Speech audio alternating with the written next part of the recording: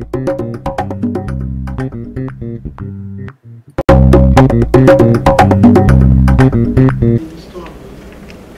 de la reconnaissance mutuelle, de notre histoire commune ici, parce que ici, quand on parle de l'histoire des uns et des autres, on disait toujours oh mais c'est leur histoire. Et donc c'est une approche très superficielle quand on vient suivre cette histoire sur une exposition. Moi, avec les coutumiers kanak qui nous ont accompagnés là-bas,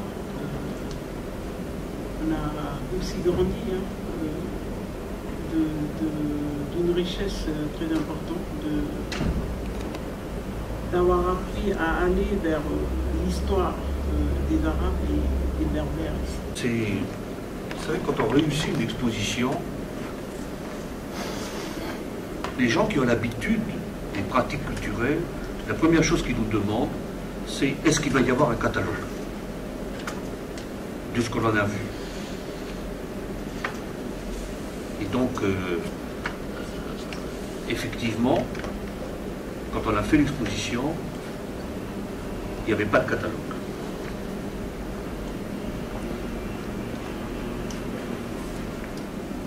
Au vu des retours qui nous arrivaient, on a pensé qu'il était important de regrouper dans un ouvrage l'ensemble des photographies, des documents, des graphiques, des tableaux, des gravures et des textes de l'exposition. Mais quand on a commencé ce projet, on est allé demander l'autorisation aux gens de Bourail, des Sadiou, avec Louis-José. Et ce qui m'avait frappé, c'est que les gens, ils ont dit oui, on est d'accord, mais à une condition. Si vous parlez que de l'histoire d'avant, le bagne, tout ça, là, ça ne nous intéresse pas. Nous, on veut que vous parliez aussi de nos parents et d'aujourd'hui, qu'on est toujours là. Et ce livre, comme l'exposition, est en fait divisé en 3 parties. L'arrivée, l'enracinement et aujourd'hui. Et la partie aujourd'hui, pour les descendants, c'est une partie extrêmement importante. Souvent, ça ne fait pas partie des livres d'histoire. Les livres d'histoire, ça s'arrête, c'est comme si l'histoire contemporaine, c'était pas l'histoire. Même certains historiens qui prétendent qu'on n'a pas le recul pour pouvoir faire de l'histoire contemporaine. Avec Louis-José, on a pris le parti, j'allais dire, avec une exigence des descendants, de parler aussi d'aujourd'hui. Parler d'aujourd'hui, c'est nécessairement aussi parler de demain.